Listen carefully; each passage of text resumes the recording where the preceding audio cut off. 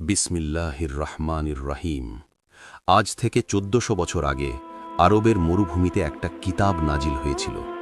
সেই কিতাবে এমন কিছু কথা লেখা ছিল যা সেই সময়ের মানুষ পড়ে অবাক হয়ে গিয়েছিল। তারা বলেছিল, এটা কিভাবে সম্ভব, এটা কিভাবে জানা গেল?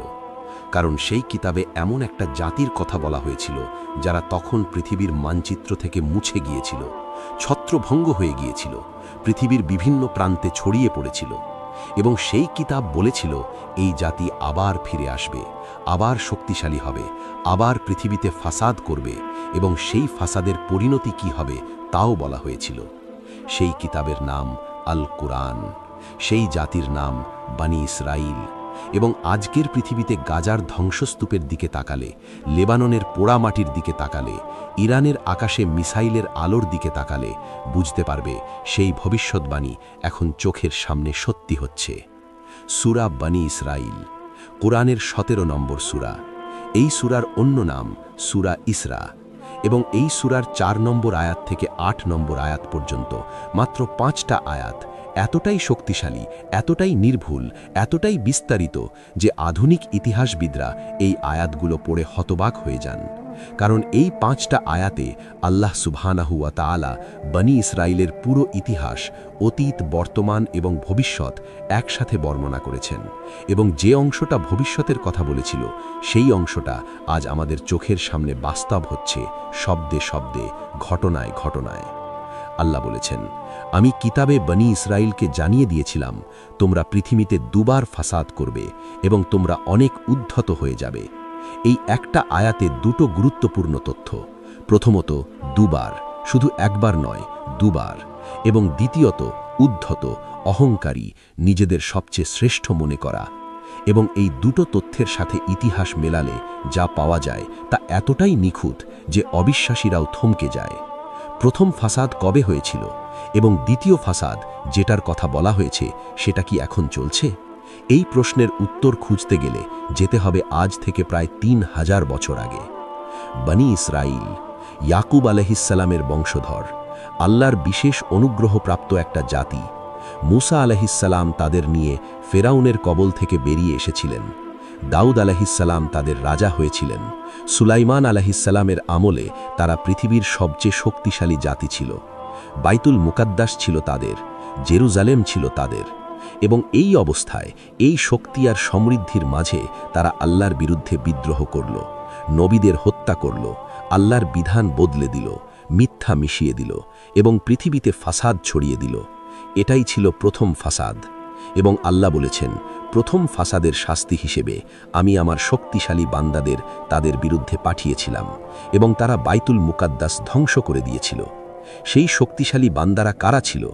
ইতিহাস বলে বাবেলের রাজা বাখতেনসর, যিনি ৫৮৭ খ্রিস্টপূর্বাব্দে জেরুজালেম ধ্বংস করেছিলেন, হাজার হাজার বনী ইসরাইলকে বন্দী করে নিয়ে গিয়েছিলেন এবং বাইতুল মুকাদ্দাস ধূলিসাৎ হয়ে গিয়েছিল। কিন্তু এখানেই শেষ নয়। আল্লাহ বলেছেন, তারপর আমি তোমাদের তাদের বিরুদ্ধে জয়ী করলাম এবং তোমাদের সম্পদ ও সন্তান দিয়ে সাহায্য করলাম এবং তোমাদের সংখ্যা আরও বেশি করে দিলাম। প্রথম ফাসাদের পর বনী ইসরাইল আবার সুযোগ পেল, আবার ঘুরে দাঁড়ালো, আবার শক্তি পেল। কিন্তু তারা সেই সুযোগ কাজে লাগালো না, বরং আবার একই পথে গেল। আবার আল্লাহর বিরুদ্ধে বিদ্রোহ, আবার নবীদের অপমান, আবার পৃথিবীতে ফাসাদ। এবং তখন আল্লাহ বললেন, যদি তোমরা ভালো কাজ করো তাহলে নিজেদের জন্য ভালো করবে, আর যদি মন্দ কাজ করো তাহলে নিজেদের জন্যই মন্দ করবে। এই আয়াতটা পড়ো। এখানে আল্লাহ একটা সুযোগ দিচ্ছেন, একটা পছন্দ দিচ্ছেন, কিন্তু ইতিহাস সাক্ষী তারা সেই পছন্দে ভুল করেছিল। দ্বিতীয় ফাসাদ। এবং এখানেই আসে আজকের পৃথিবীর সাথে সেই ভয়ঙ্কর সংযোগ। আল্লাহ বলেছেন, তারপর যখন দ্বিতীয় ওয়াদার সময় আসবে, আমি তোমাদের শত্রুদের পাঠাবো, তারা তোমাদের মুখমণ্ডল বিকৃত করবে এবং তারা মসজিদে প্রবেশ করবে যেভাবে প্রথমবার প্রবেশ করেছিল। এই আয়াত পড়ে ইসলামিক স্কলাররা বলেছেন, দ্বিতীয় ফাসাদ এখনও ঘটছে। এবং এই দ্বিতীয় ফাসাদের সময়কাল সম্পর্কে আলেমরা বলেছেন, ১৯৪৮ সালে ইসরায়েল রাষ্ট্র প্রতিষ্ঠার পর থেকে যা ঘটছে এটাই সেই দ্বিতীয় ফাসাদের শুরু। এবং আজকের গাজায়, লেবাননে, ইরানে যা ঘটছে এটা সেই ফাসাদের চূড়ান্ত পর্যায়। কিন্তু চূড়ান্ত পর্যায়ের পরে কি হবে?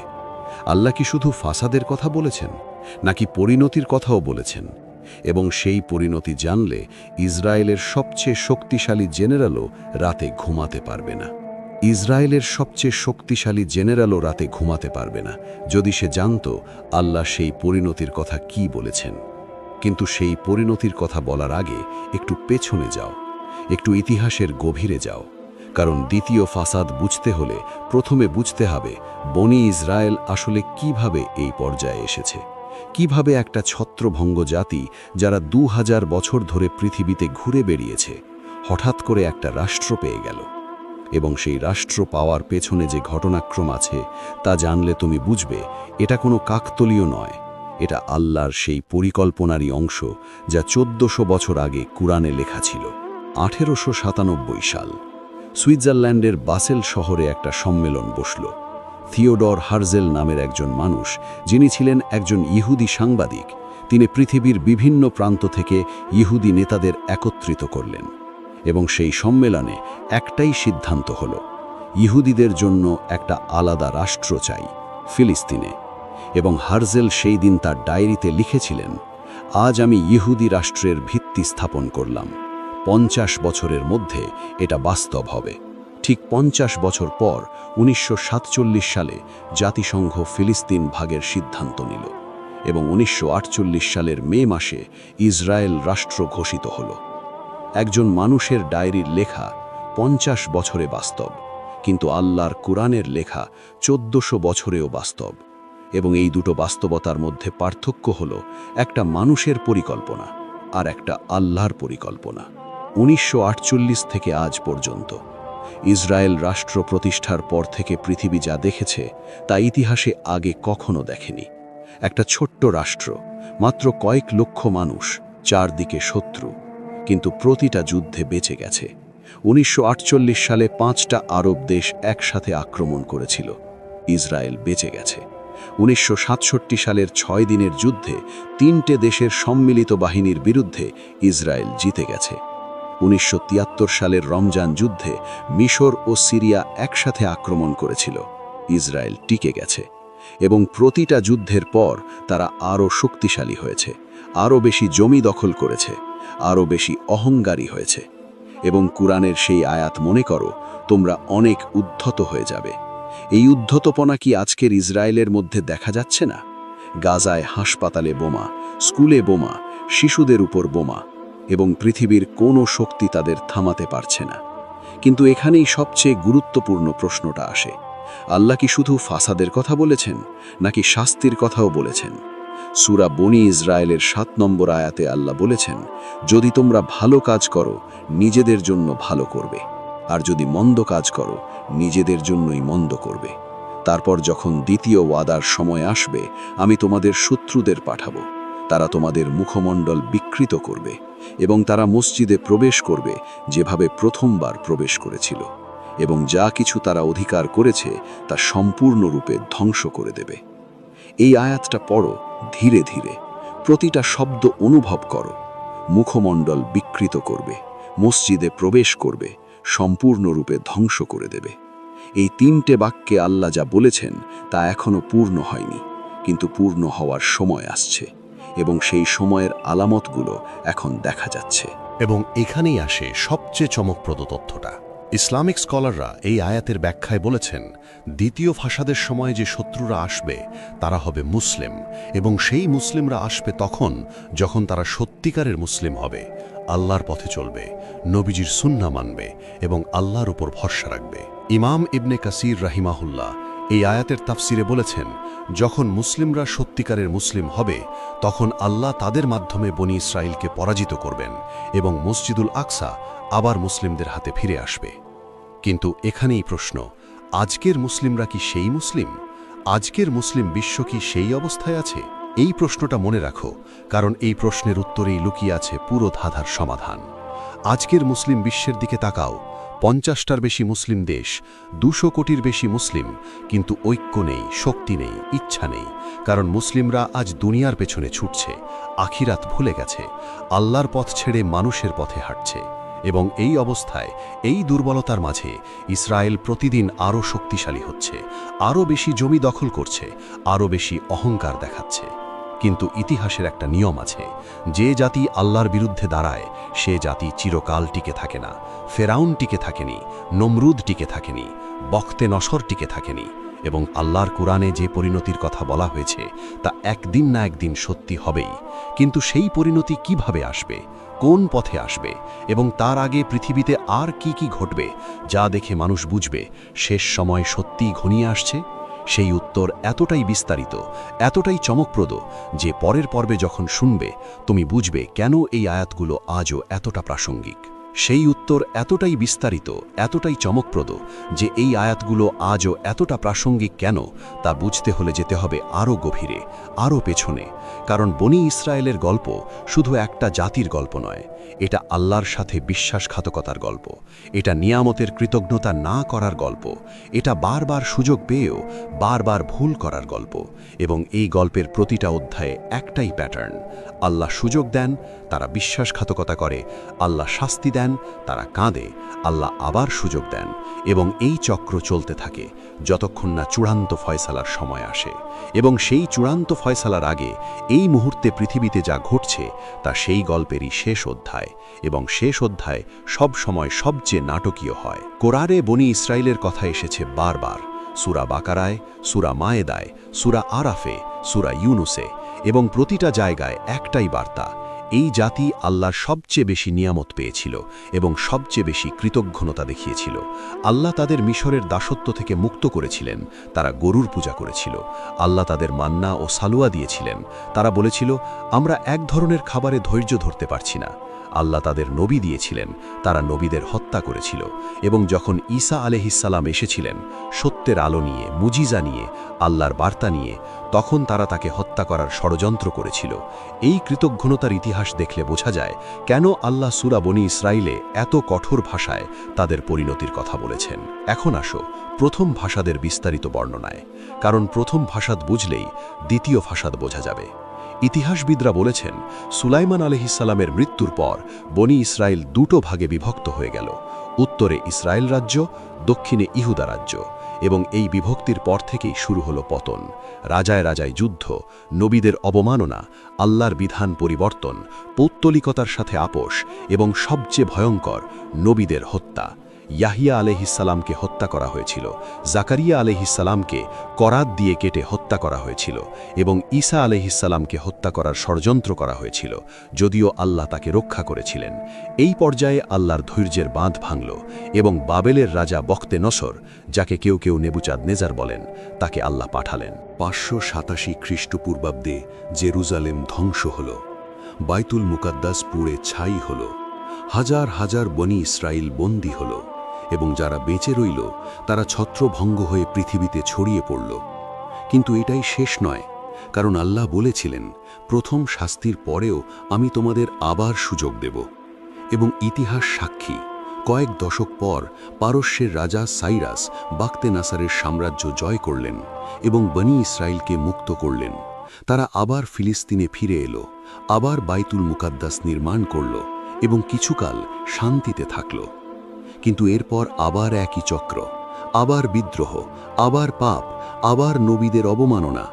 এবং এবার আল্লাহ পাঠালেন রোমানদের।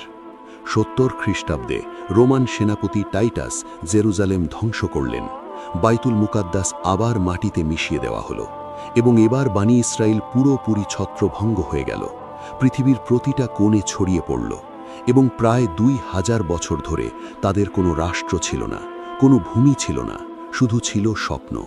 এবং সেই স্বপ্ন তারা বুকে লালন করেছিল প্রজন্মের পর প্রজন্ম। এবং তারপর 1948 সাল, হঠাৎ করে কোনো যুক্তি নেই, কোনো ইতিহাস নেই, শুধু পশ্চিমা শক্তির সমর্থনে একটা রাষ্ট্র জন্ম নিল। এবং সেই রাষ্ট্র জন্মের সাথে সাথে শুরু হলো দ্বিতীয় ফাসাদ। কারণ ইসরায়েল রাষ্ট্র প্রতিষ্ঠার মানে ছিল ফিলিস্তিনের লক্ষ লক্ষ মানুষকে তাদের ঘর থেকে উচ্ছেদ করা, তাদের জমি কেড়ে নেওয়া, তাদের স্বপ্ন ধ্বংস করা। এবং সেই উচ্ছেদের ঘটনাকে ফিলিস্তিনিরা বলে নাকবা, বিপর্যয়। এবং সেই বিপর্যয়ের পর থেকে আজ পর্যন্ত প্রতিটা দিন ফিলিস্তিনের মানুষ সেই বিপর্যয়ের মধ্যে বাঁচছে। কিন্তু এখানেই আসে সবচেয়ে গুরুত্বপূর্ণ প্রশ্ন, আল্লাহ কি এই বিপর্যয় দেখছেন না? আল্লাহ কি ফিলিস্তিনের শিশুদের কান্না শুনছেন না? এবং যদি শুনছেন, তাহলে কেন এখনো শাস্তি আসছে না? এই প্রশ্নের উত্তরটা এতটাই গভীর, এতটাই সূক্ষ্ম যে বুঝতে হলে কোরআনের একটা মৌলিক নীতি বুঝতে হবে। আল্লাহ সুবহানাহু ওয়া তাআলা সূরা আলে ইমরানে বলেছেন, তোমরা দুর্বল হয়েও না, দুঃখিত হয়েও না, তোমরাই বিজয়ী হবে যদি তোমরা সত্যিকারের মুমিন হও। এই আয়াতের শেষ অংশটা সবচেয়ে গুরুত্বপূর্ণ। যদি তোমরা সত্যিকারের মুমিন হও, আল্লাহ শর্ত দিচ্ছেন, বিজয় আসবে, কিন্তু শর্ত আছে, এবং সেই শর্ত হল সত্যিকারের ঈমান, সত্যিকারের আমল, সত্যিকারের তাওয়াক্কুল। এবং আজকের মুসলিম বিশ্ব কি সেই শর্ত পূরণ করছে? এই প্রশ্নটা নিজেকে করো এবং উত্তরটা খোঁজো নিজের অন্তরে। কিন্তু এই অবস্থা কি চিরকাল থাকবে? মুসলিমরা কি চিরকাল এভাবেই দুর্বল থাকবে? ইসরায়েল কি চিরকাল এভাবেই শক্তিশালী থাকবে? এবং কোরআনের সেই প্রতিশ্রুতি যেখানে আল্লাহ বলেছেন দ্বিতীয় ফাসাদের পরে শাস্তি আসবে, সেটা কি কোনোদিন পূর্ণ হবে? এই প্রশ্নগুলোর উত্তর দিতে গিয়ে ইসলামিক স্কলাররা হাদিসের এমন কিছু বর্ণনা উদ্ধৃত করেছেন যা শুনলে তোমার বুকের ভেতরে একটা অদ্ভুত অনুভূতি হবে। কারণ নবীজি সাল্লাল্লাহু আলাইহি ওয়াসাল্লাম শুধু কোরআনের আয়াতই পৌঁছে দেননি, তিনি সেই আয়াতের ব্যাখ্যাও দিয়ে গেছেন। এবং সেই ব্যাখ্যায় এমন কিছু বিবরণ আছে যা পড়লে মনে হয় নবীজি আজকের গাজার দৃশ্য দেখে এসেছেন, আজকের লেবাননের পোড়া মাটি দেখে এসেছেন। এবং সেই বিবরণ পরের পর্বে শোনো, কারণ সেখানে নবীজি বলেছেন মুসলিম ও ইহুদিদের চূড়ান্ত যুদ্ধ কোথায় হবে, কিভাবে হবে, এবং সেই যুদ্ধের আগে পৃথিবীতে এমন কিছু আলামত দেখা যাবে যার কয়েকটা তুমি ইতিমধ্যে নিজের চোখে দেখেছ। সেই যুদ্ধের আগে পৃথিবীতে এমন কিছু আলামত দেখা যাবে যার কয়েকটা তুমি ইতিমধ্যে নিজের চোখে দেখেছ। কিন্তু সেই আলামতগুলো বলার আগে একটু থামো, একটু সেই হাদিসটার কথা ভাবো যা শুনলে পৃথিবীর প্রতিটা মুসলিমের বুকের ভেতরে আগুন জ্বলে ওঠে। সহি বুখারী ও সহি মুসলিমে নবীজি সাল্লাল্লাহু আলাইহি ওয়াসাল্লাম বলেছেন, কিয়ামত ততক্ষণ পর্যন্ত আসবে না যতক্ষণ না মুসলিমরা ইহুদিদের সাথে যুদ্ধ করবে এবং মুসলিমরা তাদের হত্যা করবে। এমনকি ইহুদিরাও পাথর ও গাছের পেছনে লুকাবে এবং পাথর ও গাছ বলবে, হে মুসলিম, হে আল্লাহর বান্দা, এই যে আমার পেছনে ইহুদি লুকিয়ে আছে, এসো এবং তাকে হত্যা করো। এই হাদিসটা পড়ো, এই হাদিসটা অনুভব করো। পাথর কথা বলবে, গাছ কথা বলবে এবং তারা মুসলিমদের পথ দেখাবে। এটা কোনো রূপক নয়, এটা সহি হাদিস। এবং এই হাদিস পূর্ণ হওয়ার আগে পৃথিবীতে এমন কিছু ঘটবে যা এখন ঘটতে শুরু করেছে। কিন্তু এই হাদিসের সবচেয়ে গুরুত্বপূর্ণ অংশটা কোনটা? অনেকে ভাবেন পাথর ও গাছের কথা বলার অংশটা, কিন্তু না, সবচেয়ে গুরুত্বপূর্ণ অংশটা হলো মুসলিমরা ইহুদিদের সাথে যুদ্ধ করবে। মুসলিমরা, বহু বচন, একটা মুসলিম দেশ নয়, একটা মুসলিম গোষ্ঠী নয়, মুসলিমরা একসাথে ঐক্যবদ্ধভাবে। এবং আজকের পৃথিবীতে মুসলিমরা কি ঐক্যবদ্ধ? 50টার বেশি মুসলিম দেশ, কিন্তু একটাও একমত নয়। আরব দেশগুলো ইসরায়েলের সাথে চুক্তি করছে, তুরস্ক নিজের স্বার্থ দেখছে, ইরান একা লড়ছে এবং বাকি মুসলিম দেশগুলো নীরবে বসে দেখছে। এই বিভক্তি, এই দুর্বলতা, এটাই আজকের মুসলিম বিশ্বের সবচেয়ে বড় সমস্যা। কিন্তু হাদিস বলছে একদিন এই বিভক্তি দূর হবে, একদিন মুসলিমরা ঐক্যবদ্ধ হবে এবং সেই দিন পৃথিবীর ইতিহাস বদলে যাবে। কিন্তু সেই ঐক্য কিভাবে আসবে? কোন ঘটনা মুসলিমদের এক করবে? এখানেই আসে সেই বিষয়টা যা আজকের পৃথিবীর প্রতিটা ঘটনার সাথে এতটাই মিলে যায় যে পড়লে গায়ে শিহরণ জাগে। ইমাম মাহদী। আগের সিরিজে তার কথা বলেছিলাম, কিন্তু আজকে আরও গভীরে যাও। নবীজি বলেছেন ইমাম মাহদীর আবির্ভাবের পর মুসলিমরা ঐক্যবদ্ধ হবে এবং সেই ঐক্যবদ্ধ মুসলিম বাহিনী প্রথমে শামের যুদ্ধে অংশ নেবে, মালহামাতুল কুবরা, এবং সেই যুদ্ধে বিজয়ী হওয়ার পর তারা এগিয়ে যাবে বাইতুল মুকাদ্দাসের দিকে এবং সেই অভিযানের নেতৃত্ব দেবেন স্বয়ং ঈসা আলাইহিসসালাম। এখন একটু চিন্তা করো, আজকের পৃথিবীতে শামে কি হচ্ছে, সিরিয়ায় কি হয়েছে, লেবাননে কি হচ্ছে, এবং এই ঘটনাগুলো কি সেই মহাযুদ্ধের প্রস্তুতির অংশ? এখন আসু সবচেয়ে চমকপ্রদ অংশে। আজকের ইসরায়েল এই মুহূর্তে কি করছে? গাজায় ধ্বংসযজ্ঞ, লেবাননে হামলা, সিরিয়ায় বোমাবর্ষণ, ইরানের পারমাণবিক স্থাপনায় হামলার হুমকি এবং পশ্চিম তীরে প্রতিদিন নতুন বসতি। এই পুরো ছবিটা দেখলে একটা প্যাটার্ন বোঝা যায়। ইসরায়েল চাইছে তার চারপাশের সব শত্রুকে দুর্বল করে দিতে, হামাসকে শেষ করতে, হিজবুল্লাহকে ধ্বংস করতে, ইরানকে পারমাণবিক অস্ত্র থেকে বঞ্চিত করতে। এবং এই পুরো পরিকল্পনার পেছনে একটাই লক্ষ্য, মধ্যপ্রাচ্যে একচ্ছত্র আধিপত্য।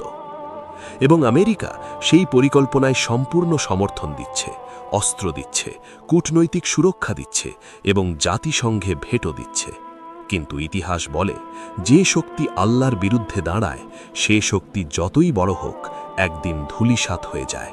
এবং এখানেই আসে সেই আয়াতের কথা যা ইসরায়েলের প্রতিটা নেতা জানে কিন্তু স্বীকার করতে চায় না। সূরা বনী ইসরায়েলের ৮ নম্বর আয়াতে আল্লাহ বলেছেন, হয়তো তোমাদের রব তোমাদের উপর রহম করবেন, কিন্তু যদি তোমরা আবার ফিরে যাও আমরাও ফিরে যাব। এই আয়াতটা অনেকেই মিস করেন, কারণ এখানে আল্লাহ একটা শেষ সুযোগের কথা বলছেন বনী ইসরায়েলের জন্য, একটা শেষ সুযোগ। যদি তারা ফিরে আসে, যদি তারা সত্যের পথে আসে, তাহলে আল্লাহ রহম করবেন, কিন্তু যদি তারা আবার ভাসাদে ফিরে যায় তাহলে শাস্তিও ফিরে আসবে। এবং আজকের ইসরায়েলের দিকে তাকাও, তারা কি সত্যের পথে আসছে নাকি আরও গভীরে ভাসাদে ডুবে যাচ্ছে? গাজায় প্রতিদিন শিশু মরছে, হাসপাতালে বোমা পড়ছে, মসজিদ ধ্বংস হচ্ছে, এবং তারা বলছে এটা আমাদের অধিকার। কিন্তু এই অধিকারের দাবি কতদিন টিকবে? আল্লাহর বিচারের সামনে কোনো অধিকার টেকে না। ফেরাউনও বলেছিল, আমি তোমাদের রব। নমরুদও বলেছিল, আমি জীবন ও মৃত্যু দিই। এবং তাদের পরিণতি কি হয়েছিল ইতিহাস সাক্ষী। এখন প্রশ্ন হলো, ইসরায়েলের পরিণতি কখন আসবে এবং সেই পরিণতির আগে আর কি কি ঘটবে? নবীজি সাল্লাল্লাহু আলাইহি ওয়াসাল্লাম এই প্রশ্নের উত্তরে এমন কিছু বলেছেন যা আজকের পৃথিবীর ঘটনাগুলোর সাথে এতটাই মিলে যায় যে স্কলাররা বলছেন আমরা সেই সময়ের একদম দোরগড়ায় দাঁড়িয়ে আছি। এবং সেই দোরগড়ায় দাঁড়িয়ে একটাই প্রশ্ন, তুমি কি প্রস্তুত? কারণ যা আসছে তা শুধু ইসরায়েলের জন্য নয়, তা পুরো পৃথিবীর জন্য। এবং সেই ঘটনার বিস্তারিত বিবরণ পরের পর্বে, যেখানে নবীজির সেই হাদিসগুলো একে একে খুলে ধরা হবে, যা পড়লে তুমি বুঝবে কেন আজকের প্রতিটা খবর আসলে সেই 1400 বছর আগের ভবিষ্যৎবাণীরই একটা টুকরো। কিন্তু এই কথাটা বলা সহজ, বোঝা কঠিন। কারণ যখন তুমি টেলিভিশনে দেখো গাজার একটা বাবা তার মৃত সন্তানকে কোলে নিয়ে কাঁদছে, তখন মনে হয় এটা কোনো ভবিষ্যৎবাণীর অংশ নয়, এটা শুধু যন্ত্রণা, শুধু রক্ত, শুধু কান্না। কিন্তু ইসলামের দৃষ্টিতে, আল্লাহর পরিকল্পনার দৃষ্টিতে, প্রতিটা যন্ত্রণার পেছনে একটা উদ্দেশ্য আছে। প্রতিটা রক্তের বিনিময় হবে, প্রতিটা কান্নার জবাব দেওয়া হবে। এবং সেই জবাব আসবে এমন একটা পথে যা মানুষ কল্পনাও করতে পারে না। কিন্তু তার আগে বুঝতে হবে আজকের পৃথিবীতে ঠিক কী ঘটছে, কোন ঘটনাগুলো সেই হাদিসের সাথে মিলছে, এবং কোন মুহূর্তটা হবে সেই টার্নিং পয়েন্ট যার পর থেকে পৃথিবীর গল্প অন্যদিকে মোড় নেবে। আর সেই টার্নিং পয়েন্ট বোঝার জন্য যেতে হবে আরও গভীরে, আরও বিস্তারিতে। কারণ ইতিহাসের সবচেয়ে বড় পরিবর্তনগুলো হঠাৎ আসে না, তারা আসে ধীরে ধীরে, একটু একটু করে, যতক্ষণ না একটা মুহূর্তে সব একসাথে বিস্ফোরিত হয়। আজকের মধ্যপ্রাচ্যের দিকে তাকাও, একটু মনোযোগ দিয়ে তাকাও। 2023 সালের অক্টোবরে হামাসের অপারেশন আল আকসা ফ্লাড দিয়ে শুরু হয়েছিল, এবং তারপর থেকে পৃথিবী যা দেখেছে তা গত 50 বছরে দেখেনি। গাজায় একের পর এক হাসপাতাল ধ্বংস, স্কুল ধ্বংস, মসজিদ ধ্বংস, পুরো পাড়া মাটির সাথে মিশিয়ে দেওয়া, 50,000-এর বেশি শহীদ, এবং তাদের মধ্যে অর্ধেকের বেশি শিশু ও নারী। এরপর লেবানন, হিজবুল্লাহর সাথে যুদ্ধ, বৈরুতের দক্ষিণ অংশ ধ্বংসস্তূপ, হাসান নাসরাল্লাহর হত্যা, এবং এরপর সিরিয়ায় ইসরায়েলের বোমাবর্ষণ, ইরানের সামরিক অবকাঠামোয় হামলা, এবং ইরান ইসরায়েল সরাসরি মিসাইল বিনিময়। এই পুরো ছবিটা দেখো, এবং তারপর নবীজি সাল্লাল্লাহু আলাইহি ওয়াসাল্লামের সেই হাদিসটা পড়ো যেখানে তিনি বলেছেন, শামে এত যুদ্ধ হবে, এত ফিতনা হবে যে মানুষ মনে করবে পৃথিবী শেষ হয়ে যাচ্ছে। শাম মানে আজকের সিরিয়া, লেবানন, ফিলিস্তিন, জর্ডান অঞ্চল, এবং সেই অঞ্চলে আজ ঠিক তাই হচ্ছে। কিন্তু শুধু যুদ্ধ নয়, নবীজি আরও কিছু আলামতের কথা বলেছেন যা দেখলে বোঝা যাবে চূড়ান্ত সময় কাছে আসছে। প্রথম আলামত, মুসলিমদের মধ্যে নেতৃত্বের সংকট। নবীজি বলেছেন একটা সময় আসবে যখন মুসলিমদের এমন নেতা থাকবে যারা নিজেদের স্বার্থে দিন বিক্রি করে দেবে। আজকের আরব নেতাদের দিকে তাকাও। যে দেশগুলো ইসরায়েলের সাথে আব্রাহাম চুক্তি করেছে, যে দেশগুলো গাজায় বোমা পড়তে দেখেও চুপ থাকছে, এটা কি সেই নেতৃত্বের সংকটের বাস্তব চিত্র নয়? দ্বিতীয় আলামত, মুসলিম ভূমিতে বিদেশি সেনাবাহিনীর উপস্থিতি। আজকের মধ্যপ্রাচ্যে আমেরিকার সামরিক ঘাঁটি কতটি? সিরিয়ায় আমেরিকান সেনা, ইরাকে আমেরিকান সেনা, সৌদি আরবে আমেরিকান সামরিক উপস্থিতি, কুয়েতে, বাহরাইনে, কাতারে। এই উপস্থিতি কি সেই আলামতের সাথে মিলছে না? তৃতীয় আলামত, বাইতুল মুকাদ্দাসের উপর অমুসলিমদের নিয়ন্ত্রণ। 1967 সাল থেকে জেরুজালেম ইসরায়েলের দখলে। মসজিদ উল আকসায় ইহুদিদের অনুপ্রবেশ প্রতিদিন বাড়ছে এবং তারা খোলাখুলি বলছে এই মসজিদ ভেঙে তৃতীয় মন্দির নির্মাণ করবে। তৃতীয় মন্দির, এই বিষয়টা একটু বিস্তারিত বলা দরকার, কারণ এটা শুধু একটা ধর্মীয় বিষয় নয়, এটা একটা রাজনৈতিক ও সামরিক পরিকল্পনা। ইহুদি চরমপন্থীরা যারা ইসরায়েলের বর্তমান সরকারে আছে, তারা বিশ্বাস করে মসজিদ উল আকসা ভেঙে তৃতীয় মন্দির নির্মাণ করলে তাদের মসিহ আসবেন এবং সেই মসিহ তাদের পুরো পৃথিবীর উপর আধিপত্য দেবেন। এই বিশ্বাস থেকেই ইটামার বেন গভীর, ইসরায়েলের জাতীয় নিরাপত্তা মন্ত্রী, বারবার মসজিদ উল আকসায় অনুপ্রবেশ করছেন এবং খোলাখুলি বলছেন এই স্থান ইহুদিদের। এখন কোরআনের সেই আয়াত মনে করো, তারা মসজিদে প্রবেশ করবে যেভাবে প্রথমবার প্রবেশ করেছিল। প্রথমবার মানে বখত নসরের সময়, যখন বাইতুল মুকাদ্দাস ধ্বংস করা হয়েছিল, এবং আজকে তারা আবার সেই দিকেই যাচ্ছে, পদক্ষেপে পদক্ষেপে, পরিকল্পনায় পরিকল্পনায়। কিন্তু এখানেই আসে সবচেয়ে গুরুত্বপূর্ণ প্রশ্ন। ইসলামিক স্কলাররা বলছেন তৃতীয় মন্দির নির্মাণের চেষ্টা হবে সেই চূড়ান্ত ফাসাদের অংশ, এবং সেই চেষ্টার পরিণতিতেই আসবে আল্লাহর শাস্তি। কারণ মসজিদ উল আকসা শুধু একটা মসজিদ নয়, এটা মুসলিমদের প্রথম কিবলা, এটা নবীজির ইসরার গন্তব্য, এটা ইসলামের তৃতীয় পবিত্রতম স্থান।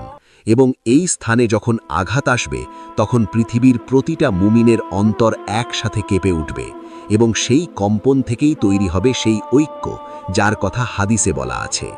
কিন্তু সেই ঐক্য আসার আগে আরও কিছু ঘটবে, এবং সেই ঘটনাগুলো এতটাই নির্দিষ্ট, এতটাই বিস্তারিত যে স্কলাররা বলছেন আমরা হয়তো সেই ঘটনার 10 বছরের মধ্যে আছি, হয়তো 5 বছরের মধ্যে, হয়তো আরও কাছে।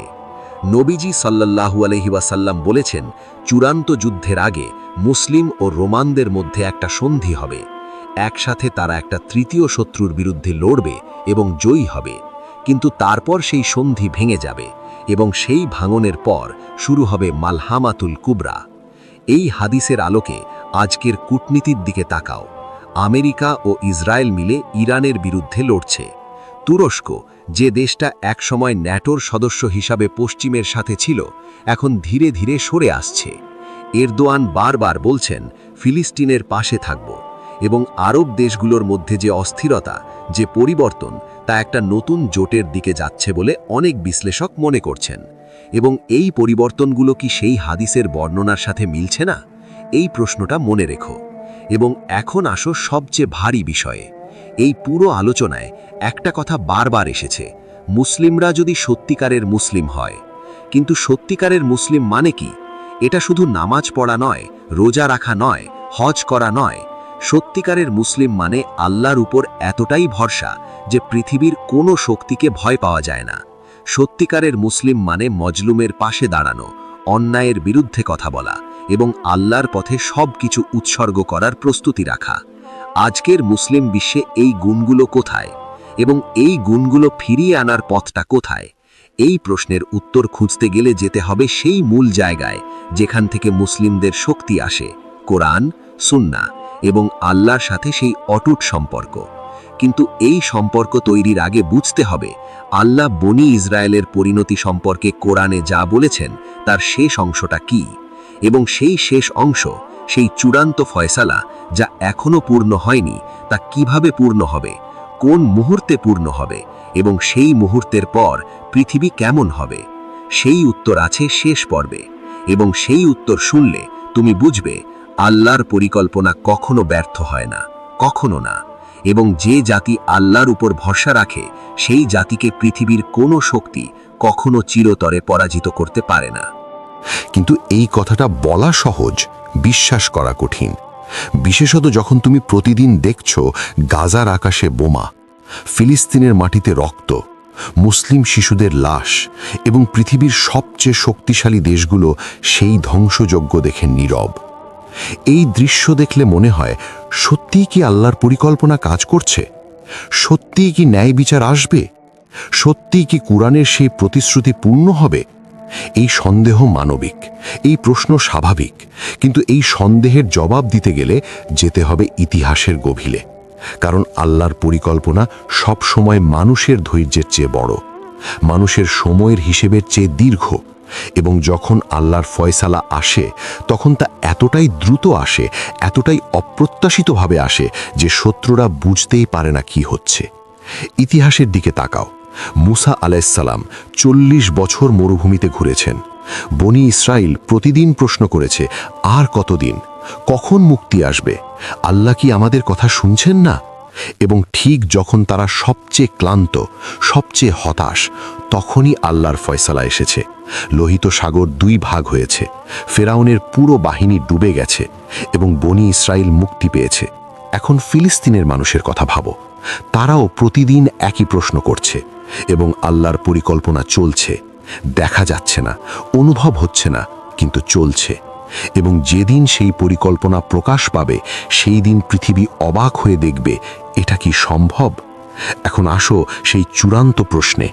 সূরা বনি ইসরাইলের শেষ আয়াতের পরিণতি কখন আসবে?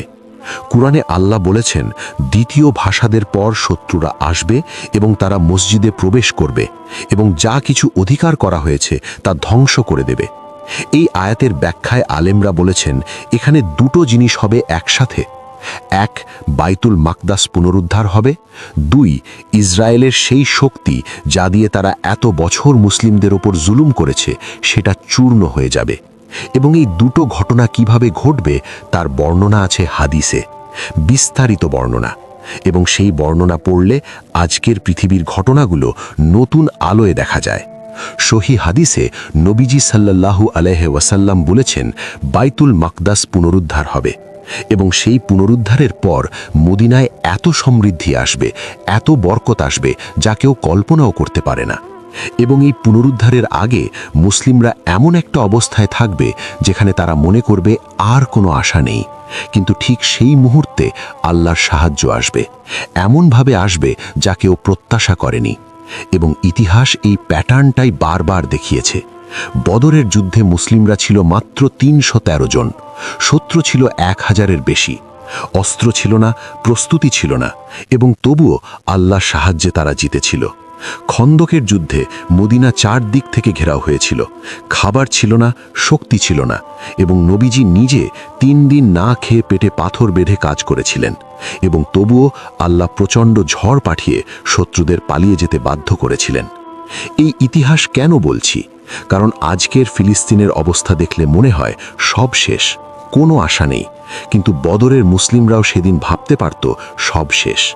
খন্দকের মুসলিমরাও সেদিন ভাবতে পারত সব শেষ, কিন্তু শেষ হয়নি। কারণ আল্লাহ ছিলেন এবং আল্লাহ আছেন এবং আল্লাহ থাকবেন।